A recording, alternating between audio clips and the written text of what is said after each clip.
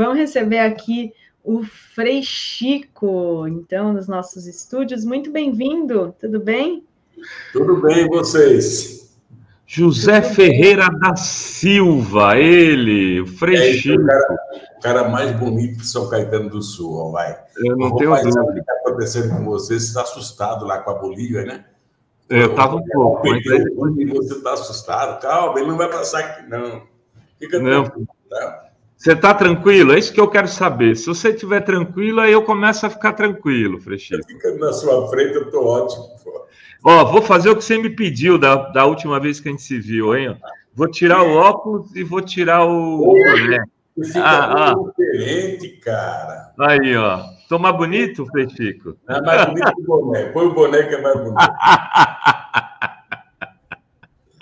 Diga lá, meu filho, o que você manda, rapaz? Eu quero ouvir você aqui. A gente fez estava na apresentação falando da importância. Muita gente já conhece essa história, Frei, mas eu sei que quando eu vi o Lula no podcast Podpah, se não me engano, os meninos estavam fazendo as mesmas perguntas que o Lula já tinha respondido há, sei lá, 30 anos seguidamente.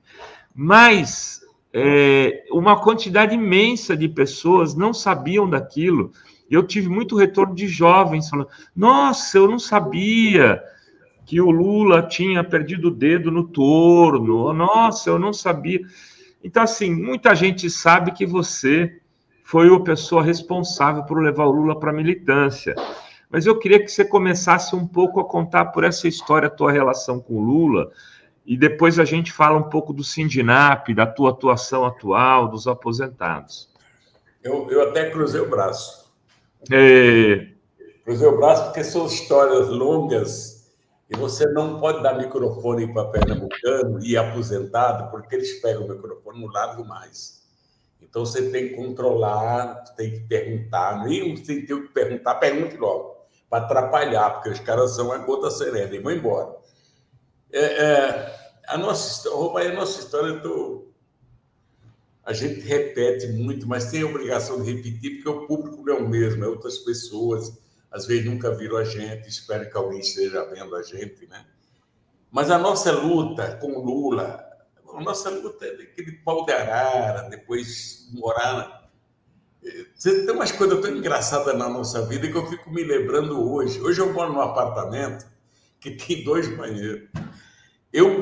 Quando eu morava em São Paulo, a gente morava na Vila Carioca, na Rua Ouro Verde, na Vila Carioca, Rua Ouro Verde, era um banheiro, presta atenção, a desgraça. Por isso que o Lula é revoltado com a falta de casa, porque era um banheiro sem água encanada, tinha um poço do lado, e moravam umas 27 pessoas, era 30, usava tudo aquele mesmo banheiro. E não tinha chuveiro, logicamente que não tinha chuveiro. Era banho de bacia. E hoje eu moro num apartamento que tem 2 banheiros. Minha alegria era essa. Pronto, agora posso correr tranquilo. Já tenho onde correr numa emergência mais rápida. São detalhes insignificantes. Para algumas pessoas, para nós, de origem, imigrantes e pobres e tal, é avanço. Imagina, cara. Pronto, hoje já vou morrer tranquilo. Mas é isso. Mas daí a gente veio para cá. E o Lula é daquelas figuras... sabe o que vai? A gente começa a falar, começa a pensar. A gente tem uma guinada tão grande na tecnologia que a gente às vezes se perde ao querer contar a nossa história, porque ela está tão antiga, tão atrasada, que hoje você tem um diabo de um celular que é tudo automático na hora e... É complicado, mas era isso. A gente, naquele tempo, pelo menos, a gente se conversava, porque ninguém tinha celular, a gente trabalhava junto, morava junto e tal. E aí o Lula trabalhava na empresa que ele trabalhava e a gente conseguiu levar o Lula para o sindicato, que não foi uma tarefa fácil, não, até porque naquele tempo a campanha do anticomunismo era muito violenta. Eu fico lembrando hoje, qualquer um que pensa pela esquerda, quer dizer, o que é pensar pela esquerda? É defender férias, 13º, direito a 8 horas de trabalho, licença da mulher, maternidade. Todos nós pensamos isso, somos comunistas, rapaz. Para alguns setores da sociedade. É um negócio ridículo, cara. Então, naquele tempo havia uma campanha muito anticomunista e antissindical. Mas ele acabou aceitando entrar numa chapa do sindicato lá em São Bernardo, no meu lugar, porque eu não poderia concorrer, porque tinha outro companheiro da empresa mais velho do que eu, e eu era solteiro ainda na época, eu deixei ele e fui procurar uma pessoa para indicar, através do... E o Afonso, porra, acha bem da Vilada, achei o Lula. O Lula não queria, ficou resistindo, aí a gente, cachaçinha aqui, tá, na época ainda. Acabamos convencendo ele, mas por conversar. E ele entrou, e o Lula entrou, e aí teve uma tragédia logo. Ele casou, veio casar a Luz, era contra ele no sindicato, mas depois veio uma tragédia assim, ela engravidou e ela vinha sofrendo de hepatite, e o médico que tratava dela, que era da empresa dele, ele mandava ela fazer exercício, pô. Ela tem 8 meses de gravidez. Um dia minha mãe foi na casa dela, era difícil minha mãe se locomover, coitada, mas ela foi lá e viu ela branca, assim, da cor de uma folha de papel. E aí minha mãe falou, não vai ficar em casa, levaram para o hospital. Aí no sábado a criança nasceu morta e ela morreu também. E aí o Lula ficou sabendo que ele mandaram ir no hospital, chegou no hospital, estava a mulher numa mesa de concreto, né? E a criança, cadê? Marca desgraçada. Aí ficou chocado e tal, e aí ele comunalizou o sindicato, o Paulo Vidal Neto, na época, é um bom sujeito, cara. A gente às vezes mentiu o Palmeiras, mas ele é um bom sujeito. Ele conseguiu tirar o Lula da empresa e levar para o sindicato, para atender os aposentados. A história do Lula é essa. Eu sei que nós conseguimos colocar ele no sindicato. Dali para frente, ele se desagarrou. Teve a tragédia, depois teve outras tragédias na vida dele. Eu lembro de uma coisa que eu fui preso uma ocasião, em 85. 85 houve uma repressão violenta ao Partido Comunista Brasileiro. Logo depois das eleições, já vinha tido a repressão, porque a luta armada já estava meio derrotada, e eles foram para cima da qualquer esquerda, principalmente o Partidão. Eu sei que eu fui detido não, fui sequestrado, fiquei um tempão sem me achar onde eu estava, e o Lula estava na Europa, né? Estava no Japão, num congresso das empresas Toyota, e levado pela Federação das Metalúrgicas. Ele não queria que ele votasse, começaram a ligar para ele ficar para lá.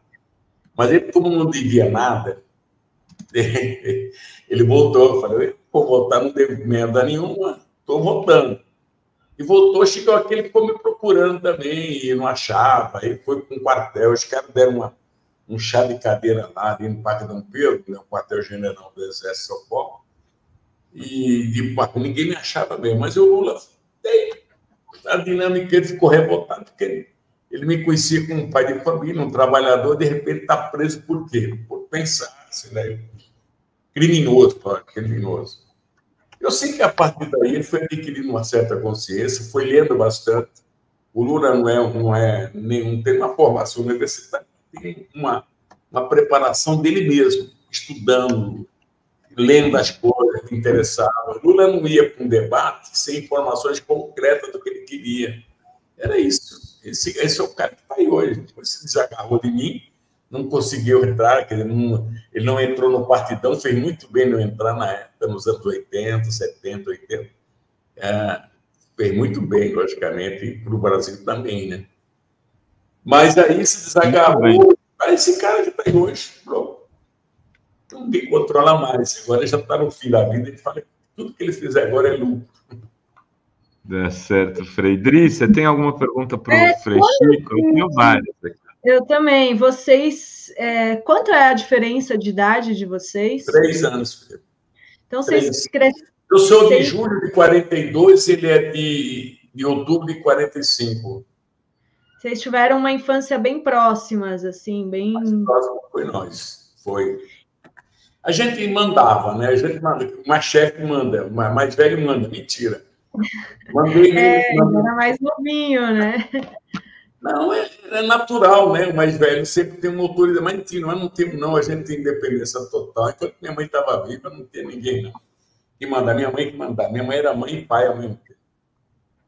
E quando que você percebeu que o Lula tinha um brilho a mais aí, que você achava que ele poderia trilhar e esse caminho chegaria a ser presidente da República? Olha, querida, seria muito eu dizer que eu tive alguma influência no Lula, alguma coisa, é besteira isso. A única coisa que eu fiz no Lula, eu com meu irmão mais velho, e eu tinha uma certa formação já meia comunista, eu tinha informações das coisas que aconteciam no mundo clandestinamente, que não entrava aqui porque a imprensa era censurada na época, tudo era censurado. E aí a gente achava que o Lula também, qualquer ser humano, tinha que saber dessa notícia, não podia ficar só para mim. Então a gente passava para ele, informava ele. E uma forma dele ter essas informações do que está acontecendo no mundo era entrar no partidão. Mas aí nós não conseguimos fazer isso, não. Mas eu me perdi agora na resposta. Eu ia dar uma resposta sobre o que você perguntou. Sobre o que ele... Como foi a tua relação com... Não, e o Lula? Veja bem, a única coisa que eu lembro é que você... o que a gente aprende na formação política, na área leninista, mas é o seguinte, você tem que levar os melhores quadros políticos para o sindicato. O maior trabalhador, aquele que é honesto, que é sincero, tem essas qualidades. E depois do sindicato, você acaba recrutando para o partido. O sindicato é a primeira escala de qualquer ser humano, associação de moradores, de bairro, condomínio. O cara que faz parte de qualquer associação, ele começa a se preparar coletivamente para a sociedade, até empresarial. Trabalhar em empresas, todo cara que passa por um coletivo, ele se destaca mais, ele tem uma visão melhor do mundo. E a gente tem essa ideia de levar o cara para o sindicato, porque o cara é esperto. O Lula sempre liderou o grupinho de futebol dele, ele sempre estava na frente. Era isso. Eu, sem querer, querendo, achei ele, deu certo, pronto. E foi assim, muito interessante, porque veio um outro desafio no momento, naquele período. Puta, tem tanta história para contar sobre isso, porque ele foi se destacando no grupo da diretoria. E foi porque, além de ele gostar de ler, ele queria se preparar para ser alguma coisa. Não podia ficar só atrás do presidente. Não, ele queria se preparar. E foi se preparando. Eu, quando disse que ele lia bastante, é porque ele se preparava mesmo, ele estudava e tal. Aí ele preparou o povo do sindicato dele através de uma frustração de uma assembleia que teve no sindicato. Ele não era presidente, era o Paulo Vidal. Em 74, acho que foi, uma campanha salarial que teve lá, e os caras começaram a fazer os caras saírem só o sindicato. Aquele povo, naquele tempo, era muito sindicalizado, o pessoal era bem sindicalizado. E o sindicato tinha dentistas, tinha médicos, e os convênios eram poucos, o SUS não existia. E aí fizeram uma campanha ameaçando, se o cara não fosse para a Assembleia, ele perderia alguns convênios e tal, alguns do sindicato. Pô, encheu o sindicato. Essa história eu não sei contar dentro, porque eu não estava dentro dela. Eu assistia um pouco de longe, que era de São Caetano. Quer dizer, a 30 quilômetros, mas eu não estava dentro, 20 quilômetros. Mas aí o pessoal foi para o sindicato, chegou lá, a Assembleia foi esvaziada. O Paulo Vidal tinha prometido um monte de coisa, na hora recusou, o pessoal recuou para a fábrica com raiva, bravo, né? Mas tinha bastante gente no sindicato. Vamos por aí alguns milhares. Vou falar 100 mil, mas pelo menos mais de... O pessoal fala de 5 mil, 6 mil na época, era muita gente. Bom, honra da história. O Lula, inteligentemente, através de companheiros assessores, que ele tinha alguns assessores importantes, Maurício Soares, tinha outros pessoal que eu não vou nominar aqui, não, porque pode não gostar. Aliás, esse teu apelido, Frei Chico, foi o Maurício Soares que deu, não foi? Foi, cara. Foi engraçado, né? Não sou ateu. E você é ateu, né? Você não é religioso. Eu não sei se eu sou ateu à toa. O pessoal fica falando em Deus, eu fico procurando, até hoje não achei, cara. Prometa, não consigo achar. Sem comentário. Mas aí é o seguinte. atrapalhei agora. Me deixou. Mas por que Frei Chico, então? Por que o Maurício Soares? O Frei Chico é isso. Eu tinha uma calvície, o Curuca começou a aparecer aqui. Eu era soldador também. Então, na fábrica, na Confab, que eu já estava na Confab, na época, quando apelidaram Padre Chico, pela calvície. Aí o Maurício Soares, no dia, tem uma assembleia no sindicato, em São Bernardo. Eu estava lá numa campanha salarial conjunta, não sei se era conjunta. Eu sei que num desses discursos que eu fiz lá, o Maurício Soares me pegou no braço e disse, não sei se foi em 70 isso aí. Eu sei que foi no ano 69, 70. Estavam havendo prisão de frades na época, uma repressão violenta aqui em São Paulo. E aí o Maurício Soares me pegou, fez um discurso radical e confronto com os patrões, com a ditadura e tal, quer dizer, me sentindo um herói. E o Maurício Soares me pegou no braço e falou assim, pô, tá parecendo o Frei Chico, pô. Para com isso, cara. Agora, quem era o Frei Chico?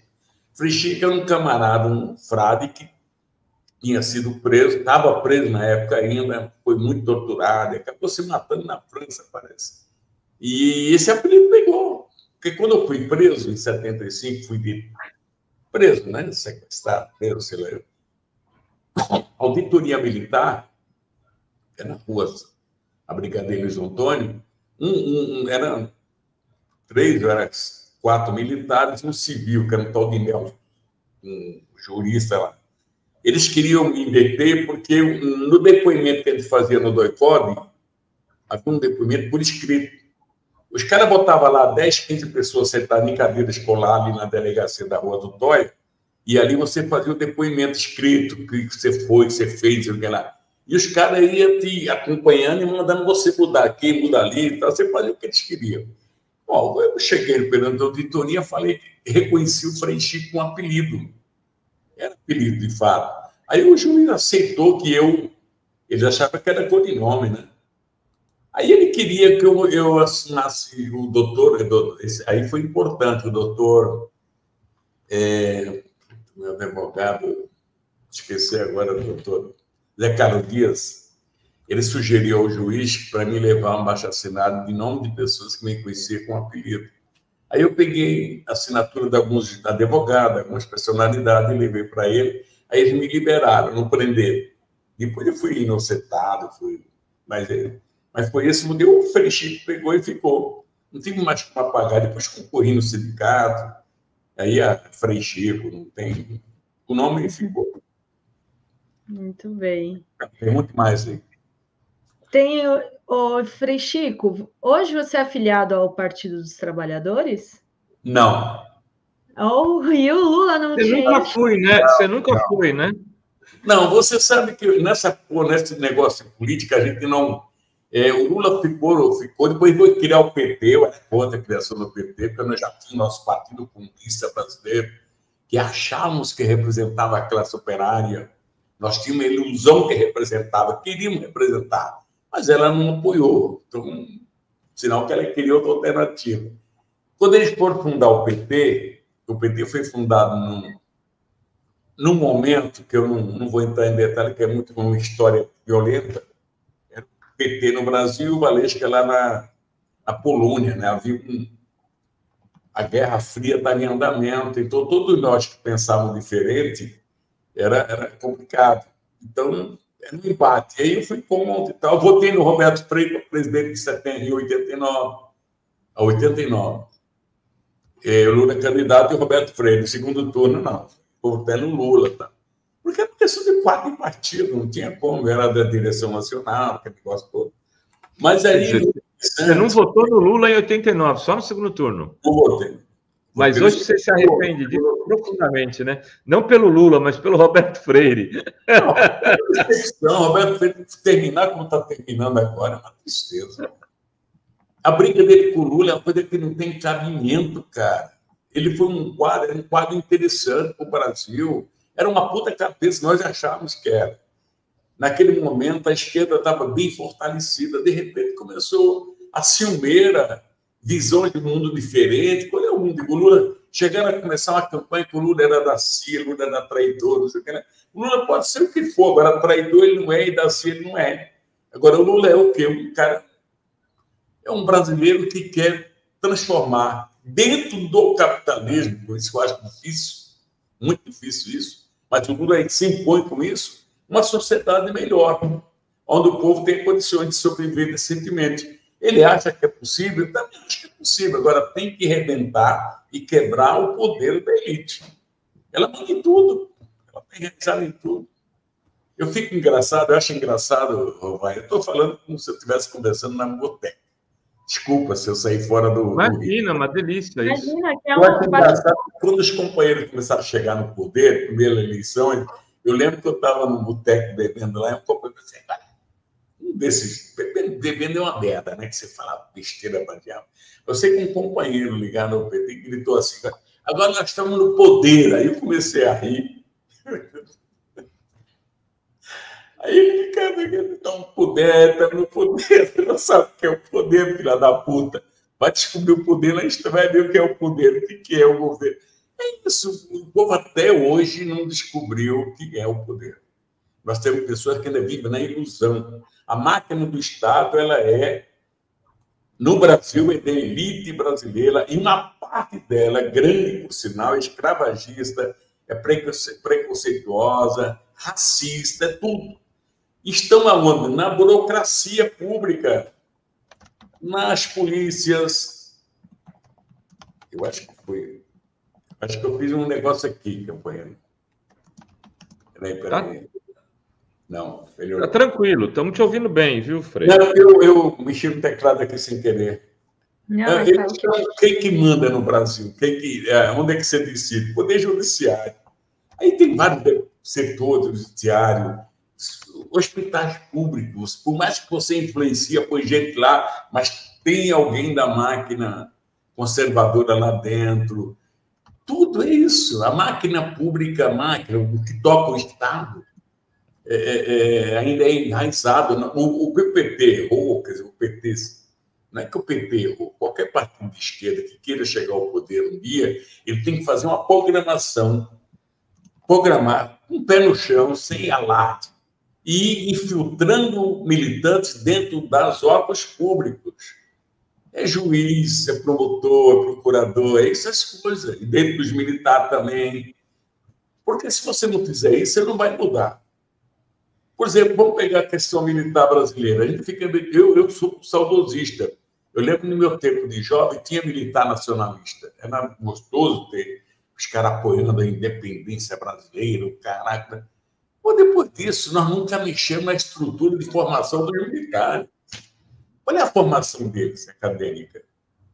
Eles, os Estados Unidos é Deus para ele. Eu até já escutei de pessoas, em alguma roda que a gente conversa, de que o Brasil tinha que se desfazer do exército. Não precisamos do exército mesmo, não. Para quê? Nós temos americanos para nos defender. É isso. E eles... Aí tem muita gente que pensa assim, rapaz.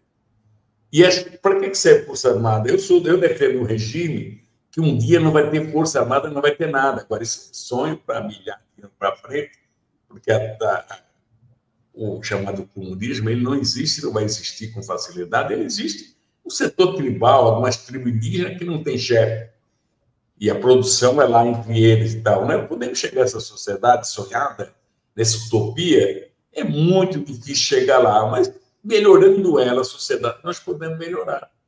Eu acho que pode. Então, você tem que ter essas pessoas que se convençam disso. Nós não podemos ter um pessoal altamente conservador, estúpido, ignorante, que não... Rapaz, é importante. Hoje, o que está acontecendo no planeta Terra hoje,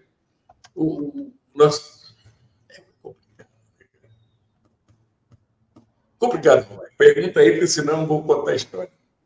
Não, tranquilos. O Frei Chico, você estava contando a história que o Maurício Soares deu um conselho, aí eu te perguntei do apelido, né? Numa assembleia que estava lotada lá, e o Lula não era presidente do sindicato ainda. Aí eu queria que você contasse a história e depois falasse como o Lula chega a presidente do sindicato. Como é que foi essa história de ele chegar a se tornar presidente? Não, esse negócio sindicato, naquele tempo lá, era muito confuso, era muito complicado. Porque o Sindicato de São Bernardo passou a ser um sindicato muito importante para o sistema. O sistema que eu falo é a ditadura na época. era o setor que tinha mais indústria automóvel, era uma concentração grande de operários por empresa. E eles, não era fácil de dirigir sindical, mas como o Lula não demonstrou, eles não tinham nenhum medo do Lula, do ponto de vista de esquerda, de comunista, mas não conseguiram pegar o Lula por aí, o Lula chegou a presidente do sindicato. Agora, numa disputa interna entre eles, lá, os dirigentes, mas em cima da fraqueza, umas falhas do presidente, do Paulo Neto. Agora, quando eu falo isso, não quer dizer que os órgãos sindicais, a Federação dos Metalúrgicos do Estado de São Paulo, as confederações, elas também ajudaram a influenciar, queriam influenciar. Mas o que você tinha em São Paulo, o Joaquinzão, que representava praticamente no Brasil todo, representava o movimento sindical perante o governo federal. Só que o Joaquinzão era democrata também. O Joaquinzão não era o que pinta, era um cara que dava espaço para todo mundo, sabendo que os caras eram comunistas, era isso e aquilo, mas ele não pedava, pelo menos com a informação que eu nunca tive, e ao mesmo tempo deixava os caras trabalhar, lógico que não atrapalhar ele, não podia atrapalhar o trabalho dele, porque aí eles iam para a porrada. Mas o Lula surgiu nisso, nesse grupo da diretoria, ele foi se despertando, moleque, 20 e poucos anos, cara, em certa inteligência, começou a falar bem, ter um discurso melhor, foi fazer discurso de oratória, que não foi fácil, não, porque quando eu comecei a fazer, eles foram uma vez comigo eles falam que assim, era o Rubão, que era vice-presidente, foi vice-presidente do Lula, era o Lula, tem mais uns 2 companheiros, foram no Instituto Rui Barbosa, que foi fundado ali numa rua na 24 de maio, perto do São Francisco, e lá tinha um curso de oratória à tarde. Quem dava esse curso de oratória era... esqueço o nome dele. Foi uma jurista, um oficial da justiça, foi o doutor Antônio Postano Sampaio e outro advogado que bancavam esse instituto e fazia curso de oratória. Então, você ia no sábado à tarde lá e era importante fazer o discurso que você queria. Era durante 5 minutos, 10 minutos. E eu levei eles um dia lá, nós conseguimos ir junto, aí eles começaram a achar que ele era coisa de comunista. Aí se passaram, não foram mais. Depois, eu acho que eles foram fazer o curso de oratória já na frente. Não sei se foi com o Melo Antônio, que tem uma escola aqui na perto da Consolação, que eu também fiz um curso de oratória lá nos anos 70, 70 e pouco. 70 e pouco. Eles foram fazer, estou falando tudo isso antes de 75, viu? Aí eles foram fazer, se fizeram por aí, porque é onde eles melhoraram o discurso. E quem não fez curso de oratória também se perdeu. Que é muito importante isso, na formação operária de dirigente sindical, é isso, tem que se formar. E o Lula se formou ali, cara, a disputa foi interna com os companheiros dele, e ele ganhou muito apoio externo também, na medida que ele ia aparecendo, conversando com as pessoas, porque o Lula tem uma coisa que ele... Se você pode odiar o Lula, mas se você começar a conversar com ele, você gosta. E aí os caras acontecia muito isso. As relações com ele é isso. Mas foi assim, foi uma disputa do grupo interno dele. E eles conseguiram eleger o Lula presidente. Não sei mais. Muito bem. E o Frechico, para a gente, queria saber um pouco de agora, como é que foi ver o Lula sendo preso, depois de ele ter sido presidente da República por 2 vezes, elegido 2 vezes a sucessora dele, você ter que acompanhar aquele calvário. Eu me lembro de ter te encontrado uma vez no lançamento do livro A Verdade Vencerá, lá num sindicato ali perto, no centro de São Paulo, não lembro agora qual sindicato era. Tá todo mundo muito triste, o Vavá estava vivo ainda, o Vavá estava lá, né? E tudo isso aconteceu no meio desse caminho, a morte do Vavá, a morte do seu netinho também, o Sandro, né? Então, sobrinho neto, Arthur, o filho do Sandro, o Arthur. Como é que foi viver do paraíso ao inferno depois, né? E ver tudo isso acontecer? Rovai, você fez uma observação no final agora, do paraíso ao inferno. Eu nunca fui ao paraíso na minha vida, eu particularmente. Eu vivo do meu jeito, do meu canto. Eu vou aqui, daqui a pouco, terminando aqui, vou ali no boteco, tomo uma cachaceira na esquina para almoçar. Você tem um bar, uma cadeira na calçada. Quer dizer, a minha vida é a mesma de sempre. Eu nunca consegui ficar milionário, nem rico, nada. Houve muita tentativa de assédio, como nesse momento. Esse momento, estou passando um momento de pegar o telefone, não atender muitos telefones, né? Muita gente com assédio, uma loucura, cara. Mas isso é o Brasil, né? Agora, a fase do Lula ser preso, para mim não me atingiu muito, não. Sabe por quê? A minha parte, a minha miséria de formação que eu tenho, eu aprendi minimamente que o Lula faz parte de um jogo, ele é um jogador de um lado onde a elite do planeta não quer, a elite conservadora. Então, tudo que eles... Quando o PT chega no poder, a esquerda chega no poder através do voto, que é uma coisa rara. Olha a história do mundo.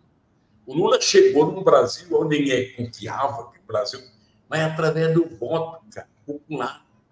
Aí esse cara chega com um projeto de esquerda, confuso, tudo bem, não é para fazer revolução socialista nem comunista, porque não tem condições política para nada disso, tem para melhorar as condições do povo. Eu sempre previa que eles iam fazer alguma coisa, que eles iam plantar banana, casca de banana, ia criar problema e tal. Veio aquela... Rapaz, quando o Lula ganhou as eleições, eu estava no Bar da Rosa, vamos festejar no Bar da Rosa, primeira eleição. O Bar da Rosa é um bar que fica ali na frente do sindicato dos metalúrgicos, só para quem não conhece. Tem até hoje, mas eu não sei se ainda é dela, não.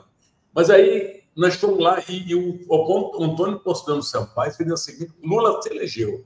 Aí você a vitória e tal. Aí nós fomos lá no bar, estava festejando lá, e ele falou uma coisa assim, para mim, para o Telles, tem mais umas 3 pessoas, doutor Telles, tem mais 3.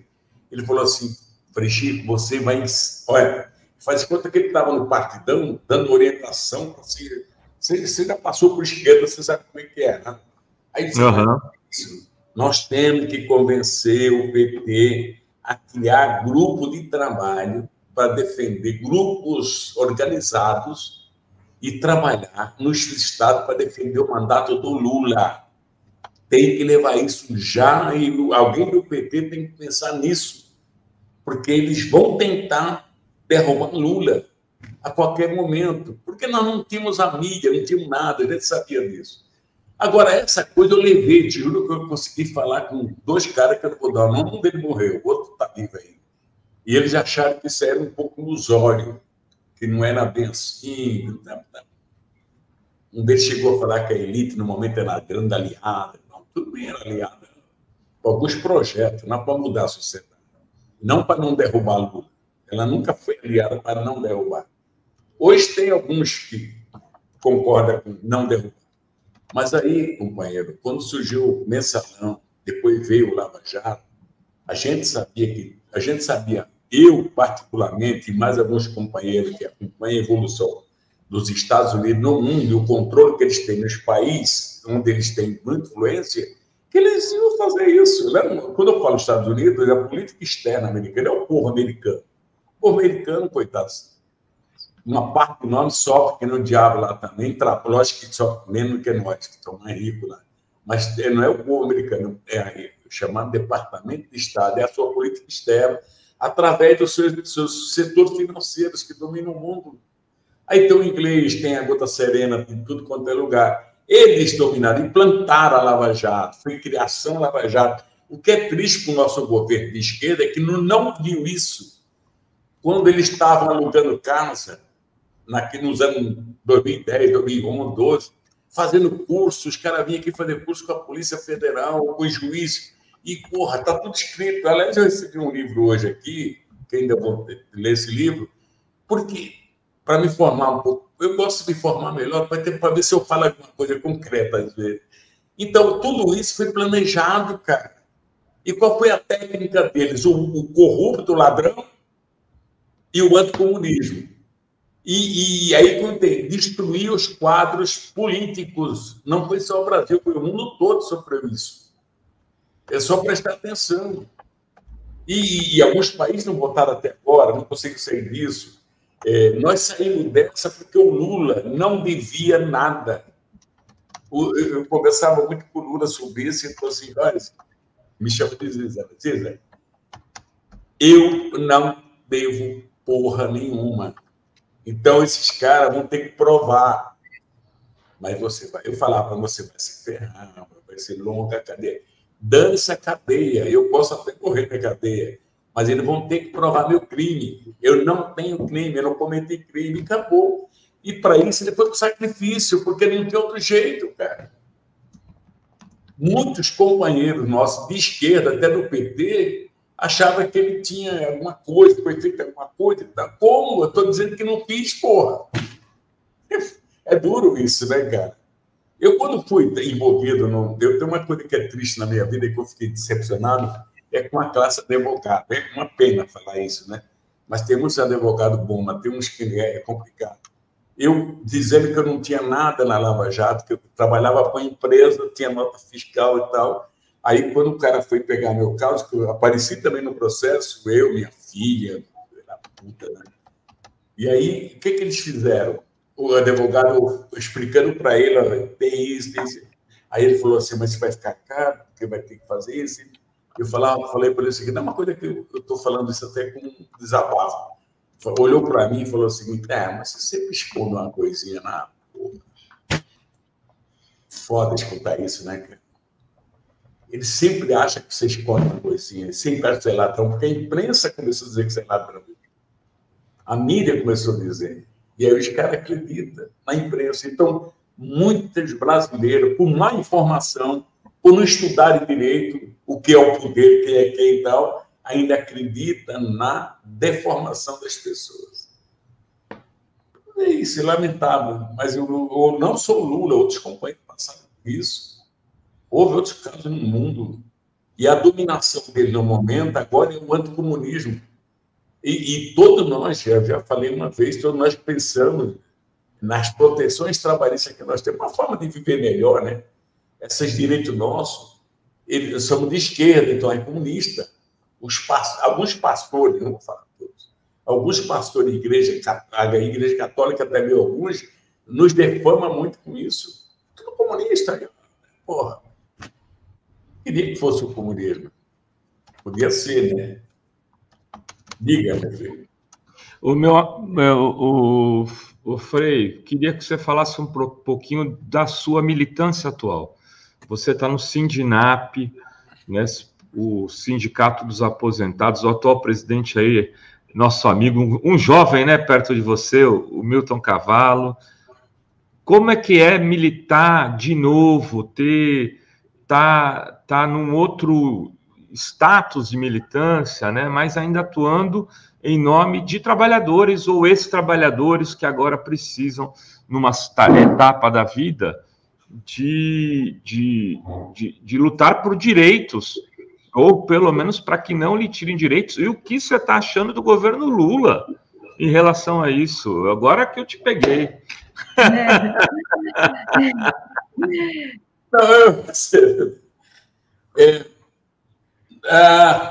É o seguinte, as coisas... Eu tinha aposentado, depois de aposentar, eu fui trabalhar com empresas, fui fazer assessoria. Eu não fiquei em casa, a verdade é que eu nunca fiquei em casa.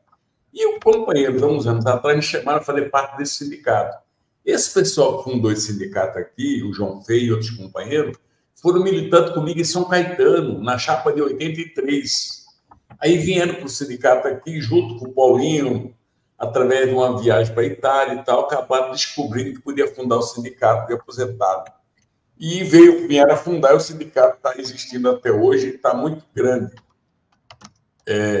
Por sinal, está crescendo muito e tal. Nós temos uma certa disputa agora no Tribunal de Contas, houve uma denúncia com ex-companheiro nosso, um dos fundadores aqui, dizendo que o INSS está descontando do pessoal a revelia dele e tal.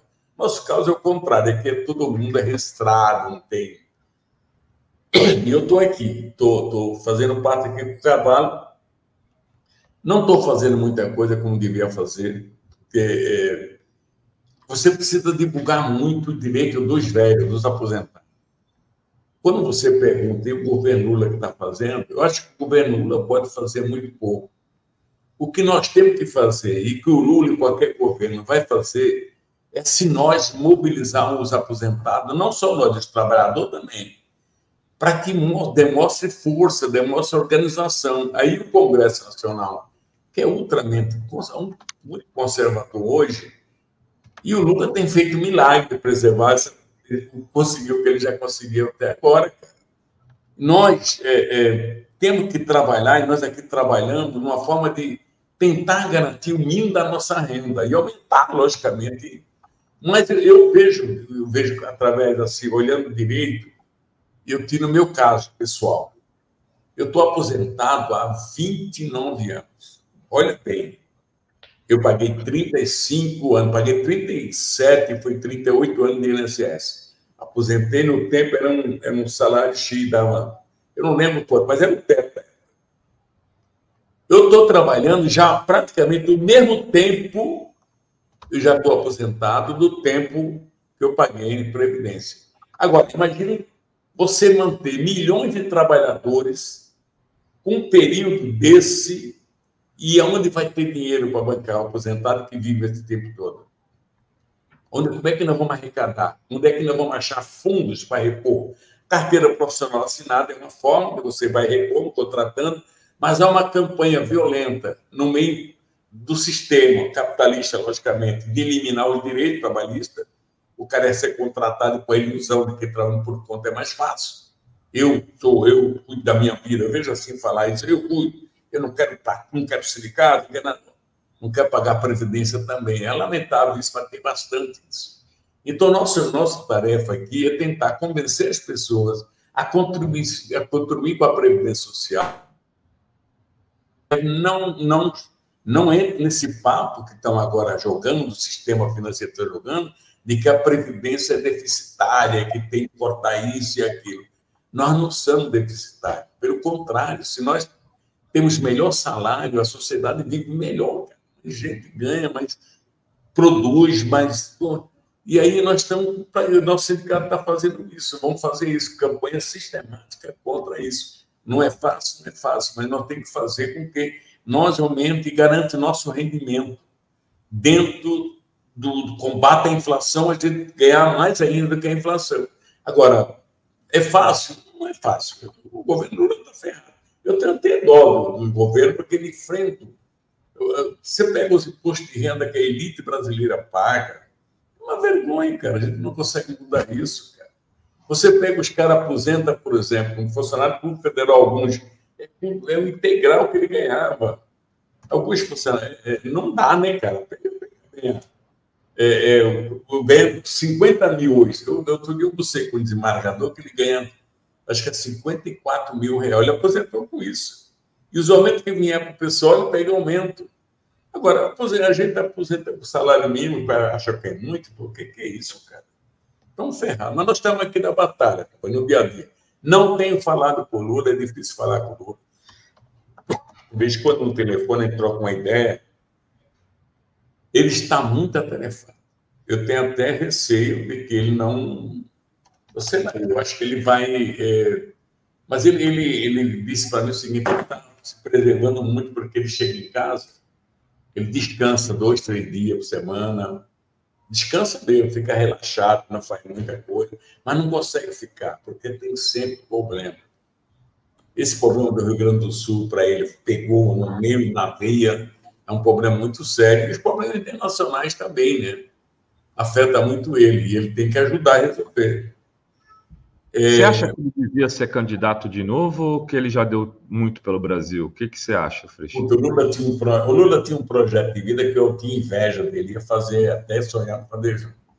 Terminou o mandato em 2010, o sonho dele era pegar a Marisa, na época, montar um esquema e fazer viagem do Rio Grande do Chuí até o Oiapoque de carro beirando o mar.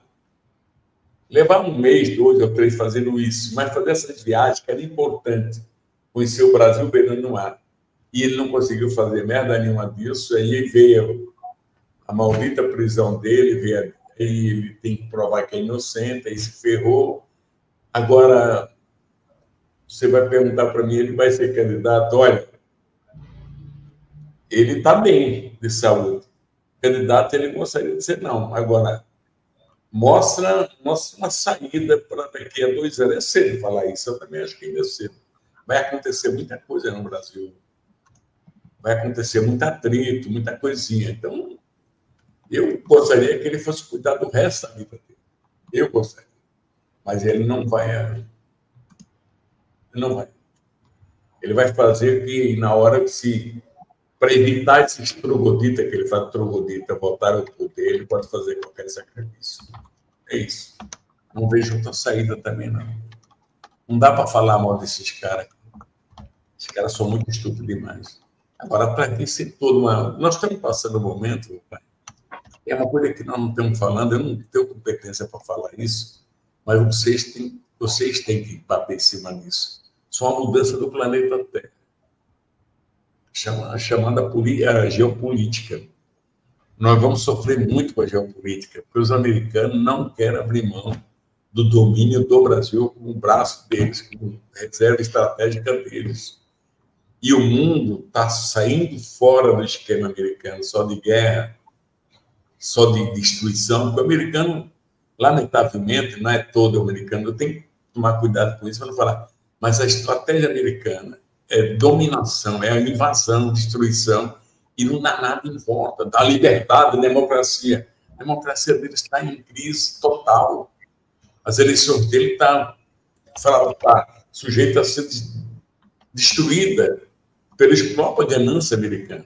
Há um setor da sociedade que eles estão no século retrasado, nem passado não é, cara. E foi complicado isso, cara. Então, nós vamos sofrer muito isso, cara. Não se iluda, não. Não sei como é que nós vamos fazer, não sei se compensa ficar batendo nisso, mas nós temos que preparar o povo para esse tipo de coisa, cara. Esses caras, eles não querem perder esse domínio. Nós somos um país milionário, rico. O povo não entende o que é riqueza. Riqueza é dinheiro no povo. No bolso, não, nós somos ricos. Olha o nosso clima, olha a nossa riqueza minerais e tudo. Falta má distribuição que nós temos. Uns ganham tanto. Eu tiro por uma empresa que eu trabalhava uma ocasião, entendeu? O puta do supervisor ganhava lá, naquela época, lá, uma puta grana. Aí você vai descendo a escala, o coitadinho embaixo, que a maioria da pessoa puta ganhava. Sei lá, 10 vezes menos do que o cara. Mas até mais do que isso. Essas coisas que tem que acabar. Tem que ter mais distribuição de salário, melhor qualidade de vida para as pessoas. Nós temos o SUS, nós temos que defender o SUS, essa é uma tarefa nossa dos sindicatos, porque os sindicatos estão em crise, porque os caras acabaram de renda, mas tem que dar um jeito de reabilitar. Mas o SUS para nós é tudo, cara. O SUS é tudo, nossa saúde, para mim, depois de velho. Eu estou com a mão ombro aqui, eu preciso ir no médico aí de semana. Mas é assim, é uma luta constante. A gente não para. Eu fico rindo, porque o jovem que nem você, essa menina que está atrás de você, vocês ficam... Não, você não, Robai já é mais velho um pouco. Como se as coisas fossem... Rapaz, as coisas é difícil para peixe, cara. Não tem muita luta pela frente, cara. Temos. Tem um governador agora que viu de olho. Olha a escola dele, cara. Esse cara vai dar um trabalho, cara. Prefeito nosso aqui, ninguém sabe quem é, cara. Negócio maluco. Nosso São Paulo é especialista nisso, né? São Paulo é. Uma vez elegemos Erundina aqui, que ninguém queria, imagina. Elegemos Erundina. Então, pode ser São Paulo, mas de repente elege o Maluf. Aí o Maluf, sem querer, elegeu o Pita, lembra do Pita? Lembra. O Pita elegeu em cima de um negócio elétrico aí que não funciona, não. É isso, papai. Meu amigo, queria te agradecer profundamente pela generosidade desse papo. Queria agradecer a assessoria Cíntia Ribas aí, que fez a nossa interlocução do Sindinap. Meu amigo Milton Cavallo, dizer para os nossos internautas, Frechico, que as pessoas podem se associar ao Sindinap, né? É só entrar no sindicato. O Frechico é um dos dirigentes do Sindinap. Pode ser sócio lá, tem benefícios e tem luta, né, Frechico? Não, para quem quiser lutar, tem. Tem baile, amanhã mesmo vai ter uma festa, que amanhã tem uma festa de juninas aqui no sindicato. Olha, vem bastante gente, dá dó, mas tem bastante gente. E as meninas que vêm, assim, de 70, 80 anos, 80 e pouco, elas são alegrinha para diabo, cara. Eita! E ao mesmo dia você vê, cara, é muito legal. Eu vou lá, eu vou aí. Vou me divertir com vocês. Eu só falei, eu peço desculpa que eu falei, você também não perguntou nada, eu vou falando. Vai falando. Deixa eu ler os superchats. O Décio Amadio escreve: Grande Frei Chico, uma simpatia de pessoa, arquivo vivo de muitas histórias políticas e nunca se aproveitou do fato de ter um irmão tão importante. E o Anar BF diz: necessitamos ouvir mais Frei Chico. E olha só, o Vitor Sarno já está fazendo a campanha. Frei Chico presidente. Olha aí. Eu não sei quem é, mas ele está sonhando demais, né, cara? Tá louco. Mas eu só para terminar, ontem eu fui numa... Eu não me senti assim. Ontem eu fiquei assustado. Eu fui numa reunião de sindicalista ontem, o Rovai conhece os caras. Eu não vou dar o nome porque ele conhece isso. E tinha lá umas 80 pessoas, um pouco menos, mas é tudo pessoa mais antiga, os filhos, alguns filhos e tal. Eu fiquei assustado, Rovai. Os caras querendo tirar retrato comigo, cara. Rapaz, eu fiquei... Parecia que eu era... Nem sei o quê, cara. A maior personalidade do planeta. É um povo simples que vê o irmão do presidente. Rapaz, e ela tirava retrato aqui, retrato ali. Então... Eu falei, pô, que merda, eu falei para a menina aqui, agora vou ter que andar com o assessor do lado. Posso andar mais? É isso aí, Frei Chico. Meu amigo, vamos tomar vou almoçar nesse barzinho que você falou aí. Eu quero da próxima, que é da calçada, que dá para tomar a cachaçinha. Ah, gostou, né? E a comida é barata, é 30 e pouco prato, dá para você pagar. Então eu pago aí. Eu vou pagar a próxima, porque a outra quem pagou foi o cavalo, não deixou eu pagar. Obrigado, viu? Valeu, meu amigo. Tudo de bom para ti, Frei Chico. Obrigada, Frei Chico. Tchau, tchau.